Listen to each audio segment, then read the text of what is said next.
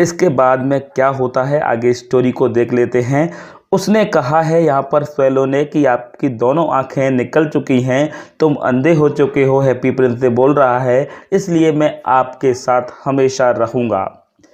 लेकिन आगे स्टोरी में देखिए, no little swallow said the poor prince. Prince ने कहा कि नहीं छोटे swallow, you must go away to Egypt, तुम्हें इजिप्ट चले जाना चाहिए। On the next day, he sat on the prince's shoulder and told him stories of what he had seen in strange lands. He told him of the red ibis who stand in long rows on the banks of Nile and catch goldfish in their beaks, of Sphinx who is as old as the world itself and lives in the desert and knows everything of the merchants who walk slowly by the side of their camels and carry amber beads in their heads, of the king of the mountains of moon, who is as black as ebony and worship a large crystal of a great green snake that sleeps in a palm tree and has 20 priests to feed it with honey cakes, and of a Pyzimes who sail over a big lake, a large flat levels, and are always at war with the butterflies। यहाँ पर happy Prince के कंधे पर यहाँ पर swallow happy Prince के कंधे पर बैठ जाता है और अपने यहाँ की कहानियाँ सुनाने लगता है इजिप्ट के पास की। वो बताने लगता है बड़े से अजगर के बारे में, वहाँ बताने लगता है माउंटेन्स के बारे में, एक बड़े राजा के बारे में जो कि एक क्रिस्टल की पूजा करता है, एक क्रिस्टल जो कि सांपों से घिरा हुआ है। इस तरह की स्ट्रेंज स्टोरीज बताने लगता है। लेकिन हमारा जो मेन पैटर्न है, मेन जो चैप्टर का जो सेंस है, उस चीज़ को देखना चाहिए। इस पर से ऊपर की बात से कोई क्वेश्चन बन के मोस्टली नहीं आता है। आगे देखेंगे, आगे के पैराग्राफ में कहा है, dear little swallow said the prince. Prince ने कहा कि प्रिय छोटे swallow, you tell me of marvellous things but more marvellous than anything is suffering of man and women. वो कहता है कि प्रिय स्वेलो, तुमने मुझे बहुत अच्छी कहानियाँ, अच्छी बातें सुनाई, लेकिन सबसे अच्छी बातें वो होती हैं महिला और पुरुष और मनुष्य की पीड़ाओं से बड़ी कोई परेशानी और या कोई मार्वलस कहानी नहीं हो सकती। There is no mystery so great as misery. Misery यानी कि दयनीयता, मिस्ट्री यानी कि रहस्य। दयनीयता से बड़ा कोई रहस्य नहीं होता। फ्लाई ओवर माई सिटी, मेरी शहर से ऊपर गुजरो, little swallow, and tell me what you see there, और मुझे बताओ तुम्हें वहाँ क्या दिखाई देता है। So the swallow flew over the great city and saw the rich making merry in their beautiful houses while the beggars were sitting at the gates. He flew into dark lanes and saw the little white faces of starving children looking out lifelessly at the black streets under the archway of bridges. Two little boys were lying on one another's arms to try to keep themselves warm. How hungry we are, they said. You must not lie here, shouted the watchman, and they wandered out in the rain. वो जब ऊपर उड़ के देखता है happy Prince के आदेश के अनुसार, तो वहाँ देखता है कि अमीर लोग खुशियाँ बना रहे थे अपने सुंदर से घरों में, जबकि भिखारी लोग वहाँ पर उनके गेटों के पास में बैठे हुए थे। वह नीचे एक डार्क अंधेरी गलियों से गुजरता है, उसके ऊपर से गुजरता है। वो देखता है भूखे मरते हुए बच्चों के सफ़ेद पड़ते हुए चेहरों को देखता है, जो कि निर्जीव से पड़े हुए हैं, अंधेरी सी गलियों में पड़े हैं। एक अंधेरी सी गली के पास दो छोटे से बच्चे एक दूसरे से चिपक कर बैठे हुए हैं, एक दूसरे से गले मिलकर बैठे हुए हैं, अपने आप को वार्मनेस, गर्मी देने की कोशिश कर रहे हैं, और वो बात कर रहे हैं हम कितने भूखे हैं।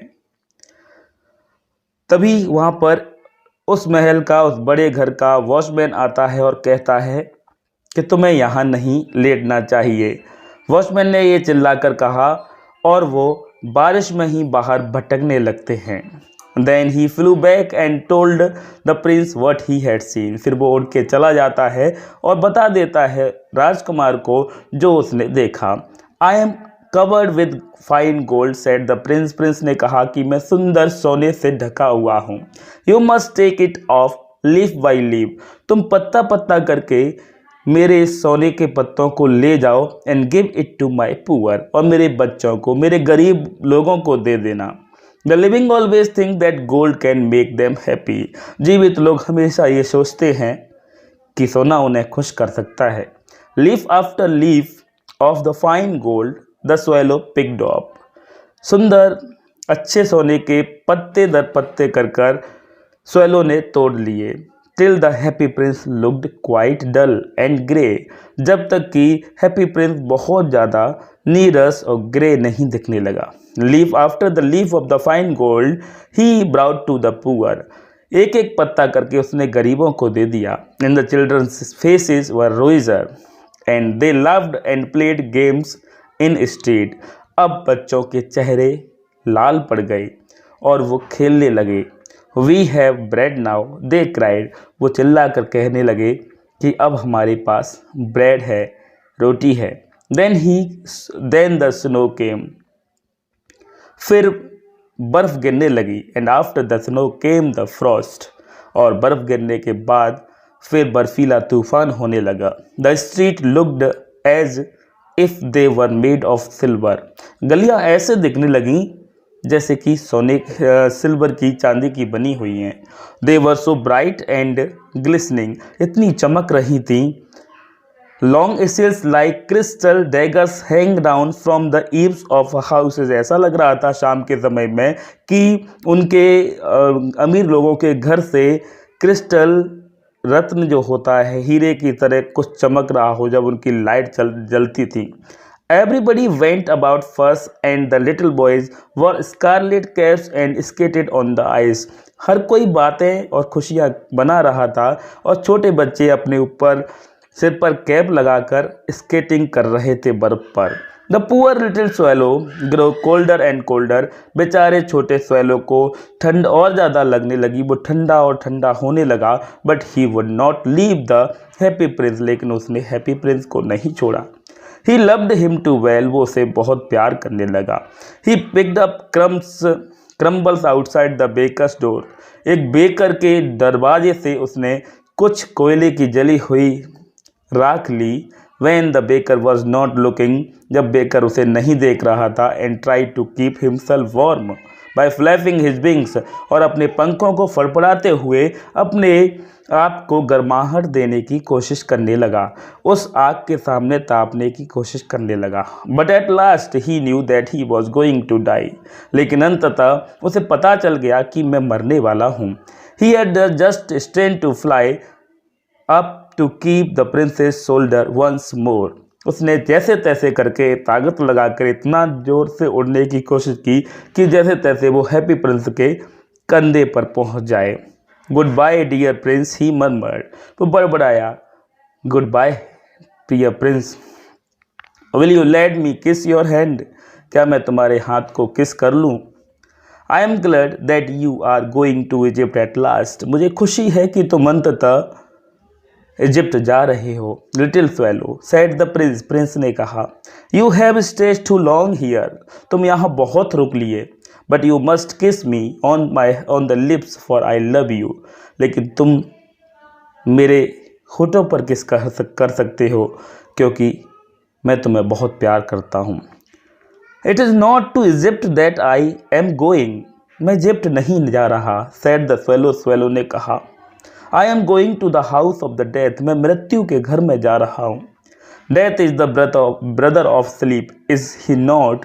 मृत्यु नींद का भाई है ना. And he kiss the happy prince on the lips. और उसने हैप्पी प्रिंस को होठों पर किस किया. And fell down dead eight his feet. और उसके पैरों पर मर गया. At that moment a curious crack sounded inside the statue. उसी क्षण एक अजीब सी चटकने की आवाज़ मूर्ति के अंदर से आई. As if something had broken. जैसे कि कुछ टूट गया हो. The fact is that the leaden heart had snapped right into two. असल बात ये थी कि लीड का बना हुआ दिल उसके दो टुकड़े हो चुके थे। It certainly was a dreadfully hard Frost.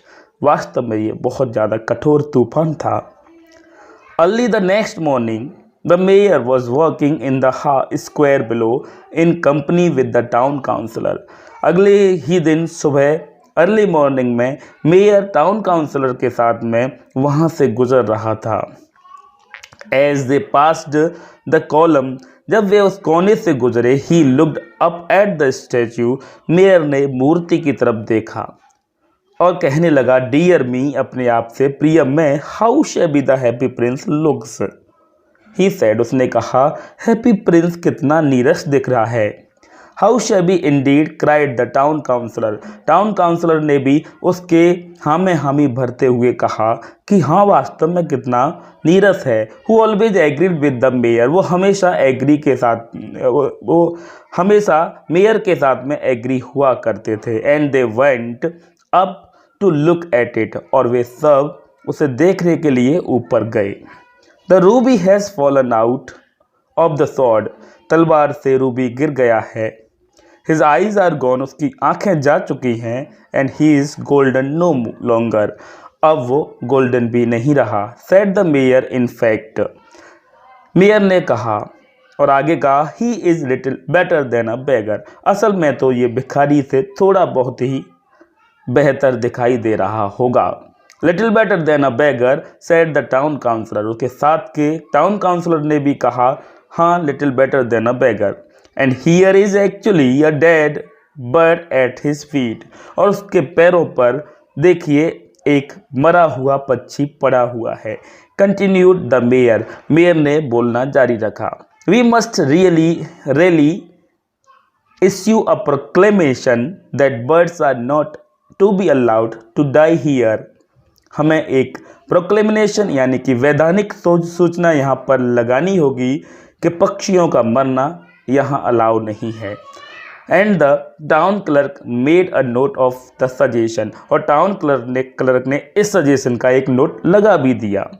देखिए कितना मजाकिया, कितने बेवकूफ़ टाइप के लोग थे कि वो पक्षियों का मरना यहाँ अलाउ नहीं हो, उसी का भी कितने फन से राइटर ने इसको कहा है। जैसा कि हम पहले शुरुआत में पढ़ चुके हैं कि राइटर बहुत शार्पनेस से स्टोरी लिखता है। इस राइटर के बारे में हम पहले ही बता चुके हैं।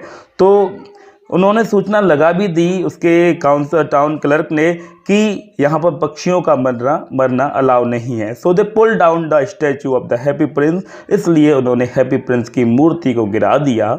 As he is no longer beautiful, क्योंकि अब वो ज़्यादा सुंदर नहीं रही थी। He is no longer useful, क्योंकि वो उपयोगी नहीं रही थी। Said the art professor at the university के आर्ट के प्रोफेसर ने ऐसा कहा।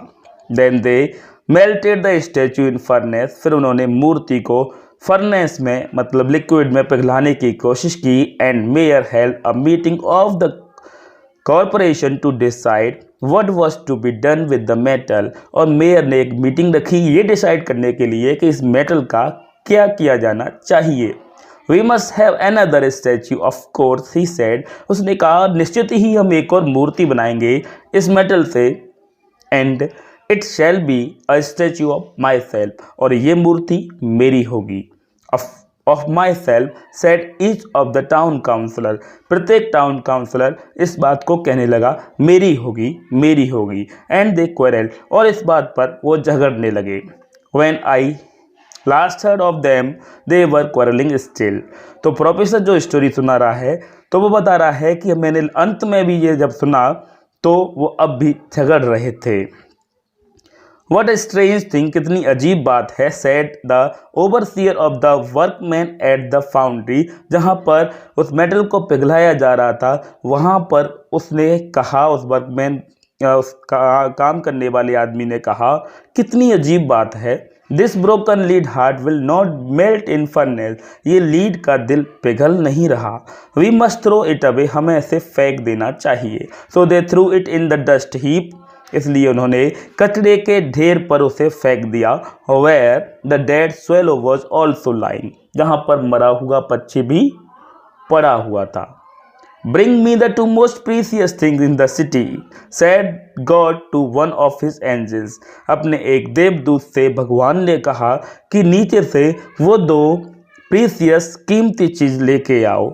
And angel brought him the leaden heart and the dead bird.